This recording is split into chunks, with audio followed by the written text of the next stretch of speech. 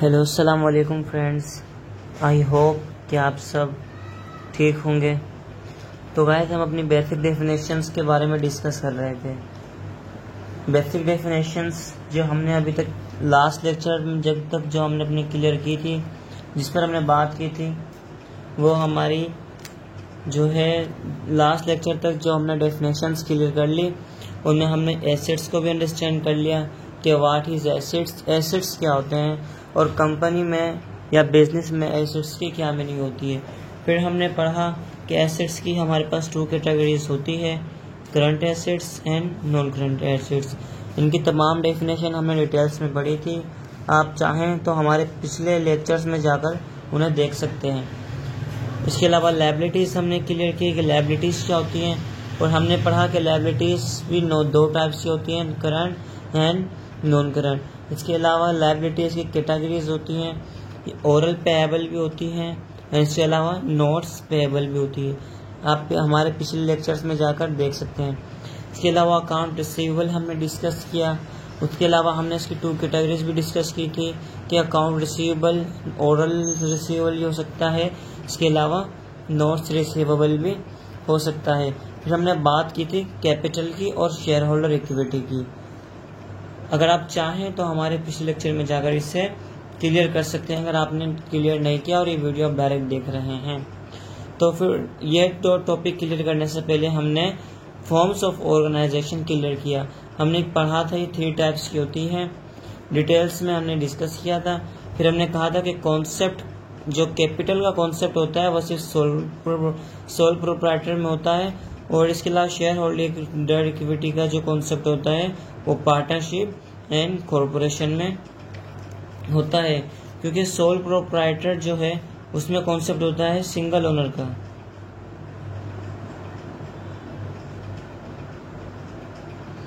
And in 2 में partnership and corporation में क्या होता है, कॉन्सेप्ट होता है मोर देन 1 ओनर्स का।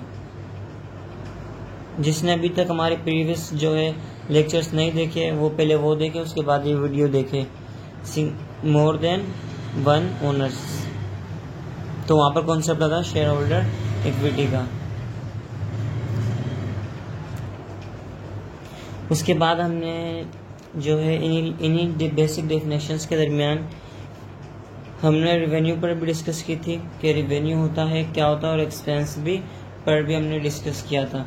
फिर हमने पढ़ा था कि रिवेन्यू भी 2 टाइप्स होते हैं, फर्स्ट के operating revenue and the second is non operating revenue. फिर हमने एक्सपेंस की भी 2 कैटेगरीज पढ़ी थी, पहली operating expense and the other is non operating expense. तो लास्ट लेक्चर्स तक हमने जो भी बेसिक डेफिनेशंस पढ़ी थी वो मैंने आपको रिवीजन करवा दिया है कि कौन कौन सी हमने पढ़ी थी। अगर आपने नहीं वो समझी, अंडरस्टैंड की, डिटेल्स में नहीं आपने वो पढ़ी, तो आप हमारे लेक्चर 3 और 4 और 5 को जाकर आप जो है देख सकते हैं। वहाँ से आपको मालूम हो जाएगा कि डेफिनेशंस क्या थी और हमने इन डेफिनेशंस में क्या डिस्कस किया था।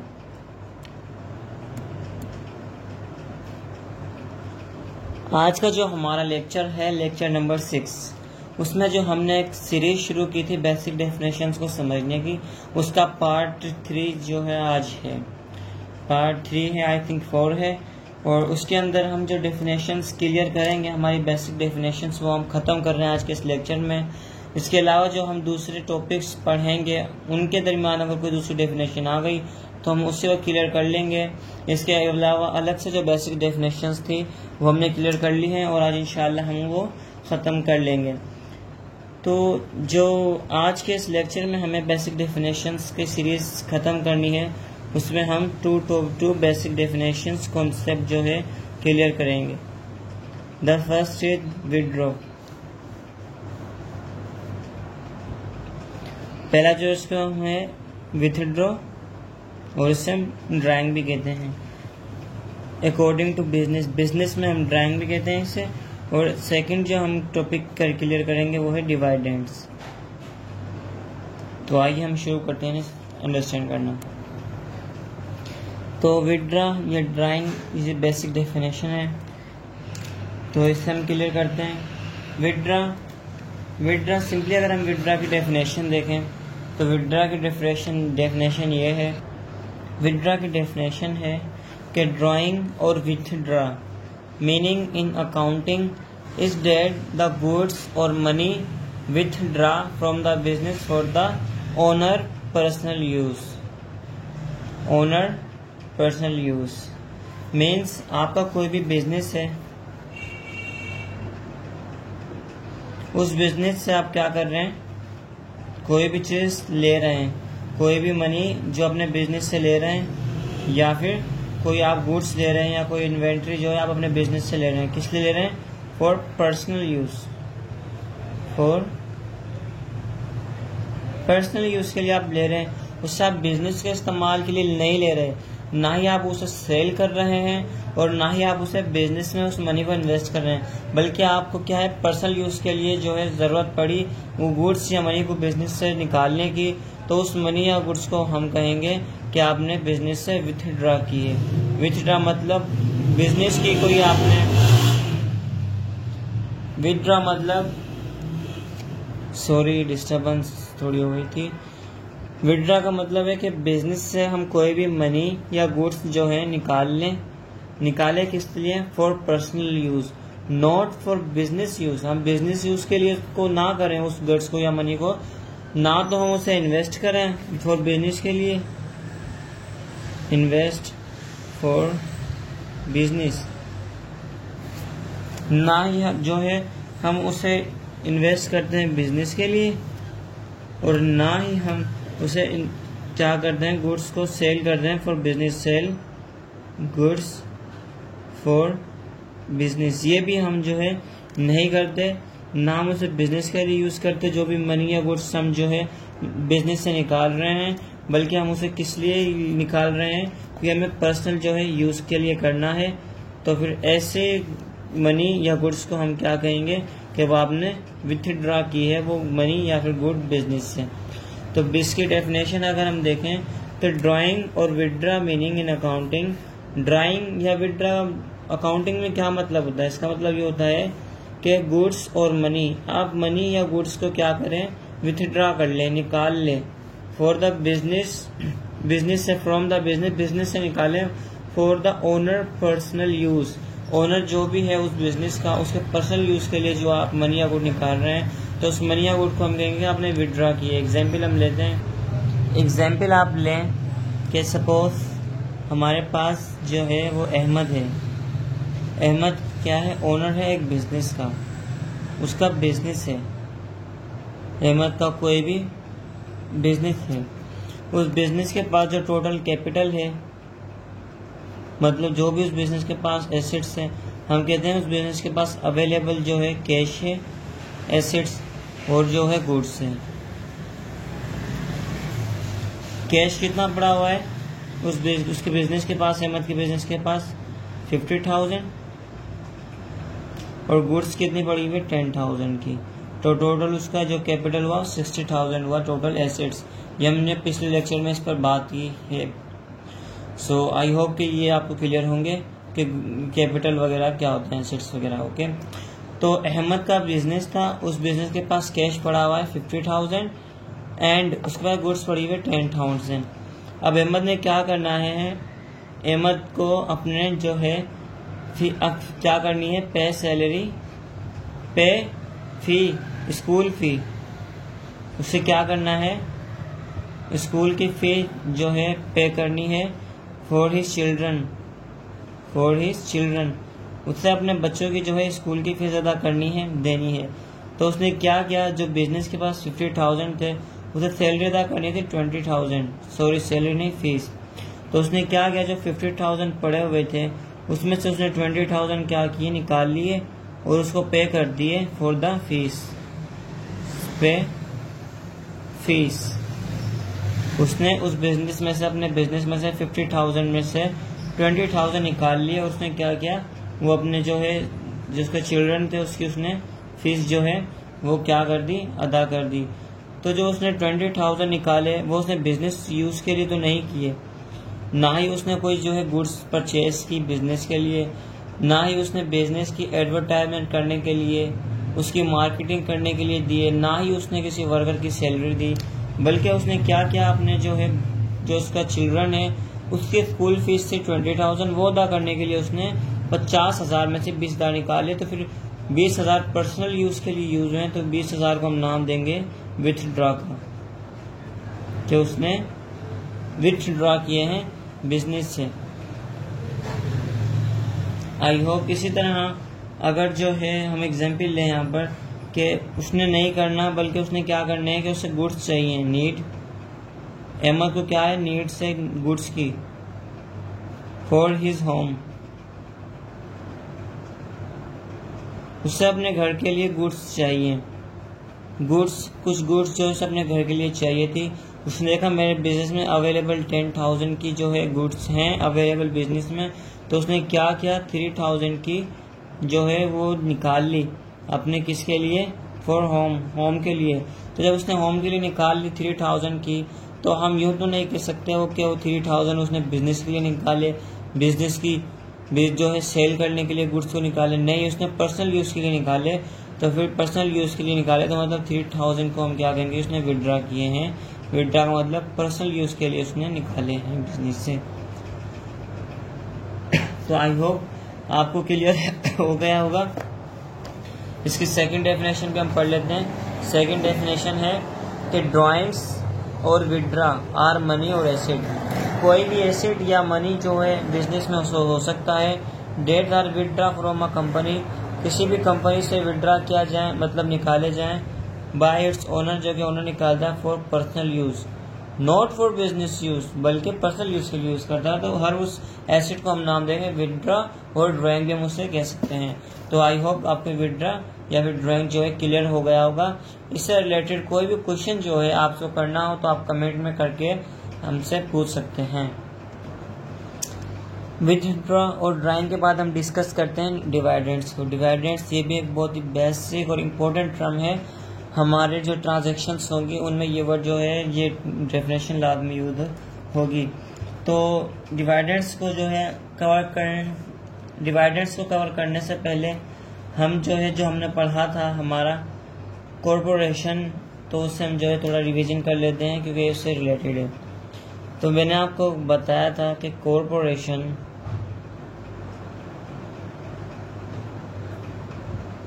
या फिर पार्टनरशिप ऑर्गेनाइजेशन, ये दोनों ऑर्गेनाइजेशन की ऐसी टाइप होती है, ऐसी कैटेगरी होती है जिनके अंदर सिंगल ओनर नहीं होता बल्कि मोर देन वन ओनर्स होते हैं, एक से ज़्यादा ओनर्स इसके अंदर होते हैं कॉर्पोरेशन एंड पार्टनरशिप के अंदर। ये हमने पिछले लेक्चर्स में डिस्कस किया था, मोर देन वन ओनर्स होते हैं। फिर इसकी हमने एग्जांपल ली थी पार्टनरशिप की कि कोई भी हमारे पास ऑर्गेनाइजेशन है, एग्जांपल पार्टनरशिप ऑर्गेनाइजेशन है,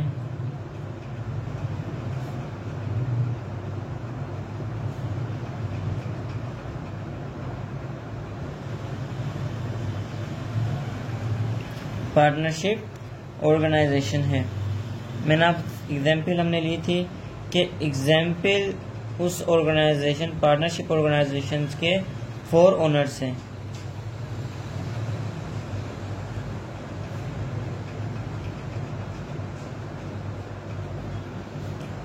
चार ओनर्स हैं, Ali, Ahmad and Zain and Umar. They are 4 owners of this partnership organization. कोई भी जो है वो ऑर्गेनाइजेशन हो सकती है। हमने एग्जांपल ली है कि कॉर्पोरेशन ऑर्गेनाइजेशन की। अब मैंने आपसे कहा कि अली ने भी जो है इस ऑर्गेनाइजेशन को स्टार्ट करने के लिए लगाया 50,000, अहमद ने लगाया 5,000 एंड जैन ने लगाया 10,000, उमर ने लगाया 15,000। ओके, तो टोटल इन्वेस्टमेंट इन चारों ने ये की थी। अब मैंने आपको कहा था कि अगर जितने भी ओनर्स होते हैं हम उनके इन्वेस्टमेंट्स को मिला दें तो जो टोटल आंसर आता है उससे हम नाम देते हैं शेयर होल्डर इक्विटी का। शेयर होल्डर टोटल जो इन्वेस्टमेंट होती है उसे हम नाम देते हैं शेयर होल्डर इक्विटी का। अब 4 ओनर्स जो हैं ये क्या कहलाएंगे, ये स्टॉक होल्डर्स कहलाएंगे। इन्होंने क्या क्या ऑर्गेनाइजेशन के स्टॉक को होल्ड किया है, परचेज किया है, तो ये क्या कहलाएंगे, हमारे स्टॉक होल्डर्स, और या फिर हम जिन्हें शेयर होल्डर भी कह सकते हैं। अब अली ने मिला है 50,000, अहमद ने मिला है 5,000, जैन ने मिला है 10,000 एंड उमर ने मिला है 15,000।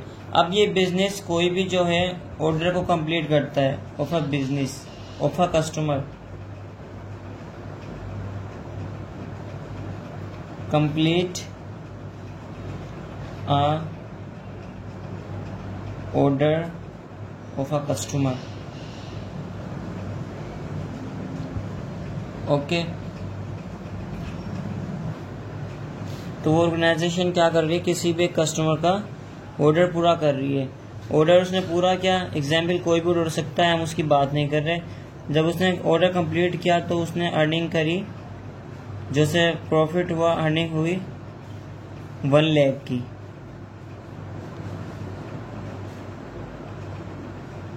1 लाख की उसे अर्निंग हुई। अब ये जो 1 लाख है ये हमारी अर्निंग है, लेकिन ये अर्निंग कब हुई, जब इस प्रोडक्ट को कंप्लीट करने के लिए इन्वेस्टमेंट की थी अली ने, अहमद ने, जैन ने और उमर ने। अब मैंने आपको बताया था कि सोल प्रोप्राइटर में सिंगल ओनर होता है, इसलिए सिंगल प्रोप्राइटर होता है। मैंने आपको बताया था कि सोल प्रोप्राइटर जो होती है उसमें हमारे पास सिंगल ओनर होता है, सिंगल ओनर होता है। तो उसका जो भी लॉस या प्रॉफिट होता है वो सारा का सारा किसको जाता है, उसके सिंगल ओनर को। लेकिन जब हम बात करते हैं किसकी, पार्टनरशिप की या कॉरपोरेशन ऑर्गेनाइजेशन की, तो वहाँ पर एक से ज़्यादा ओनर्स होते हैं, तो उसकी जो भी अर्निंग होगी या उसका भी लॉस या प्रॉफिट होगा, लॉस या प्रॉफिट होगा उस ऑर्गेनाइजेशन का, तो वो उसके ओनर्स को जाएगा। जितने भी ओनर्स होंगे उन सबके हिस्से में बांट दिया जाएगा, क्योंकि सब ओनर्स को जो इन्होंने की थी। तो ये अर्निंग भी जो है हमारी 1 लाख, अब ये हमारे ओनर्स को जाएगी। किसको जाएगी, ओनर्स को जाएगी। लेकिन यहाँ पर ओनर्स हैं 4, तो हर एक को उसकी इन्वेस्टमेंट के मुताबिक हम परसेंट निकालेंगे, पहले से टोटल करेंगे तो ये हो जाएगी 80,000। अब 80,000 100% है, हम निकाल लेंगे कि अली ने कितने परसेंट की, अहमद ने कितने परसेंट की, जैन ने कितने परसेंट की और उमर ने कितने परसेंट की। तो जिसका जो परसेंट बनेगा उस परसेंट के हिसाब से इस 1 लाख अर्निंग में से हम उन 4 ओनर्स को जो है उनका हिस्सा देंगे। उन 4 ओनर्स का इस 1 लाख में से जो है हम अली को भी देंगे, इस 1 लाख में से हम अहमद को भी देंगे, क्योंकि इसने इन्वेस्ट किया था, अली ने भी इन्वेस्ट किया था तो इसे भी 1 लाख में से प्रॉफिट मिलेगा। अहमद ने भी इन्वेस्ट किया था, इसे भी 1 लाख में से 500 जो है इन्वेस्ट की थी तो प्रॉफिट मिलेगा। और इसके अलावा जैन ने भी इन्वेस्ट की थी, इससे भी मिलेगा, एंड उमर ने की थी तो इससे भी मिलेगा। तो इस 1 लाख का तो जो टोटल अर्निंग हुई, इस अर्निंग के हम 4 पार्ट कर देंगे, और उस 4 पार्ट में से हर एक को उसकी इन्वेस्ट के मुताबिक पार्ट या पोर्शन दे दिया जाएगा। तो हमारी अर्निंग का वो पोर्शन, हमारी अर्निंग का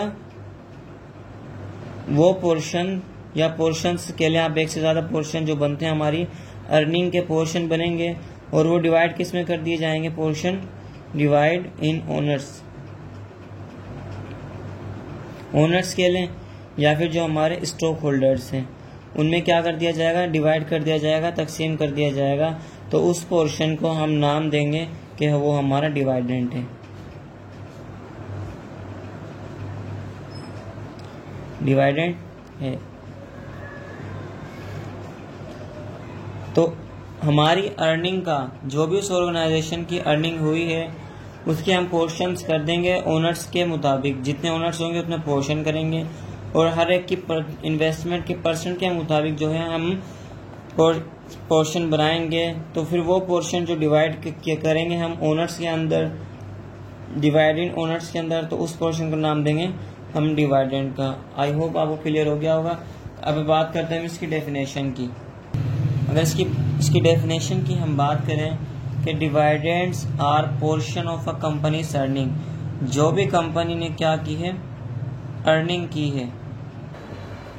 dividends are portion of a company's earning, company ने, उस ऑर्गेनाइजेशन ने जो भी अर्निंग की है उसका वो portion which is return to the investor, जो इन्वेस्टर्स को वापस कर दिया जाए।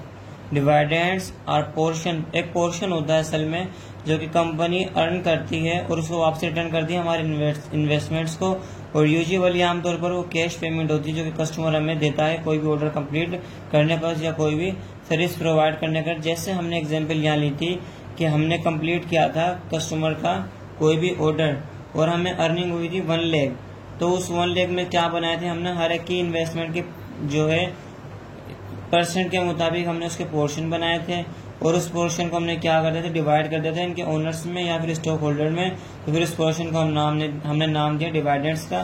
तो इसकी डेफिनेशन भी यही है कि dividends are portion of a company's earning which is returns to investors usually as a cash और कैश पेमेंट। यूजुअली जो कस्टमर हमें सर्विस या प्रोडक्ट जो है या उसका ऑर्डर कंप्लीट करने पर जो कैश पेमेंट देता है, जिससे हमें यहाँ पर 1 लाख मिल रही थी, तो उसको हमने क्या करना था, पोर्शन बनाने थे हर एक की इन्वेस्टमेंट के मुताबिक, वो हमने हर एक की परसेंट के मुताबिक जो है निकाल लेने हैं, हर एक की इन्वेस्टमेंट के मुताबिक परसेंट निकाल देना है और इसे वापसी रिटर्न कर देना है इन्वेस्टर को। इन्वेस्टमेंट रिटर्न करना है, इनको डिवाइड करना है, तो उस पोर्शन को नाम देंगे हम डिविडेंड का। तो वो पोर्शन अर्निंग का वो पोर्शन जो है ओनर्स को या फिर स्टॉक होल्डर्स को रिटर्न कर दिया जाए, दे दिया जाए, डिवाइड कर दिया जाए, तो उस पोर्शन को हम नाम देते हैं डिविडेंड्स का।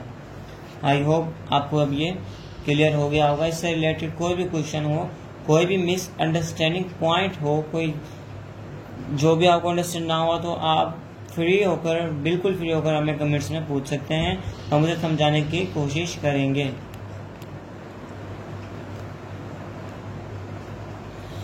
तो बेसिक डेफिनेशंस जो हमारी सीरीज चल रही थी वो हम आई होप कि हमने ये तमाम जो है अपने 3 पार्ट्स या 4 पार्ट्स में क्लियर की, और आज लेक्चर 6 में हम बेसिक डेफिनेशन हमने एंड की हैं। इसके अलावा जो डेफिनेशंस होंगी तो हम जिस टॉपिक से रिलेटेड होंगी उस टॉपिक को अंडरस्टैंड करते वक्त कि वो डेफिनेशन हम क्लियर कर लेंगे। तो एसेट भी हमने डिस्कस किया, करंट एसेट होते हैं ये भी हमने पढ़ा, नॉन करंट एसेट्स होते हैं 2 कैटेगरीज, ये भी हमने क्लियर की।